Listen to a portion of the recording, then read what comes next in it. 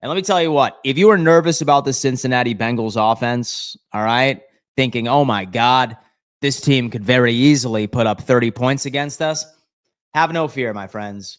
Have no fear whatsoever, because we can easily put up 30 against this team. We can easily put up 30 against this defense. No Trey Hendrickson. It sounds like Cam Taylor-Britt is also going to be unavailable. But let's take a look. 31st in EPA. They are 31st in EPA per dropback. They are allowing 31.2 points for their opponents. That's 32nd in the NFL. And they are allowing 410 opponent yards per game. That's 32nd in the NFL. Third down conversion rate, an awful third down defense. They are 31st in the league. Red zone scoring, they are 28th in the league for stopping red zone attempts. Rush yards per game, 31st in the NFL for allowing 153.3 yards a game. Let James cook.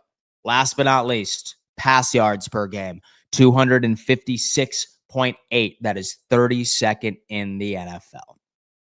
32nd, right? This right here, I would love to go on ahead and just like paste to my forehead for like the next couple of weeks when people just say, oh my God, why can't we have a wide receiving room like Jamar Chase and T. Higgins? All right. That's exactly why, folks. That is exactly why. So no excuse from this Buffalo Bills offense. I expect and I demand us to at least put up 30 points against this team because quite frankly, I think this is going to be a shootout. I do. And there's no reason why we can't score 40 on this team. Never mind 30. There's no reason we can't score 40 as long as we ultimately end up taking care of the football, which is always something we need to, prioritize, right? All right. So what are we doing, baby? I need Joe Brady to dial back a little bit on the heavy personnel packages because I don't particularly think that you need it. I don't, man. Attack with 11 personnel. This is hands down their weakest personnel package that they've been going up against. They allow 0.174 EPA per play. All right. That is awful. And so the people that keep track of all of this, 52.32% success rate. That is at their highest. 6.98 yards per play on average. And this is Cincinnati's most frequently faced personnel, 388. You have a dog on this team now. And I'm not sure if you guys ended up looking at my film review, my all-22 review of Brandon Cooks. I dropped it yesterday on TikTok or Instagram. Certainly go check that out later today. But once he starts getting involved, guys, like right in this offense, man, like you can run a lot of 11 and be super successful. I would like to see that today or on Sunday, if you will. Number 2, exploit pass coverage vulnerabilities. All right. You can run on this team, but you can really pass against this team. Maybe outside corners are, I guess, okay. But as far as coverage and safeties, as far as coverage from linebackers, they're not going to be getting a lot of pressure with Trey Hendrickson out. They're toward the bottom of the league in pressure rate. Like Josh can easily pass on this game. As my buddy Kevin ultimately ended up saying that this reminds him of the Tampa Bay defense that we went up to, but much worse. So if you're hoping for a Josh Allen game like you saw from him against Tampa Bay, this is a game for him, okay? With pass defense, 3.01 EPA per attempt, 53.58% success rate, and run defense, still incredible. Still incredible with how you can attack that. 7.8 yards per pass. Followed by this, and the Bills' strategy with Josh Allen should attack through the air early and often as the Bengals, as much as they are more susceptible to pass yards. And as you guys know, I always like understanding who is really hurting the Cincinnati Bengals. Is it a wide receiver 1? Is it a wide receiver 2, slot receiver, tight end? Is Dalton Kincaid coming back for the love of all that is holy? I don't know. Let's double check ourselves. And shout out to FTN for putting all of this together for us. Against wide receiver number 1s, folks, the Cincinnati Bengals, that was odd.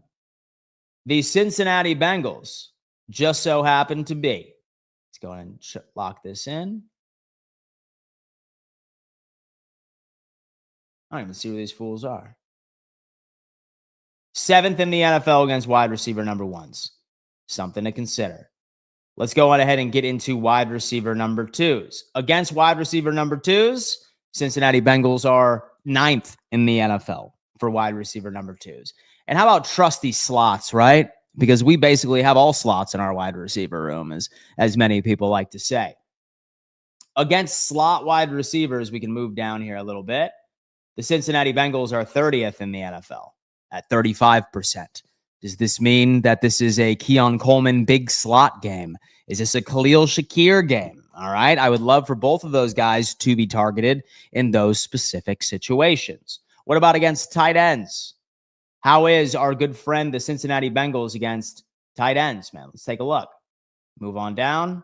Cincinnati Bengals are the absolute worst in the NFL for guarding tight ends. Dalton Kincaid, Shakir, maybe Keon out of the big slot. They are absolutely god-awful. Worst in the league against tight ends.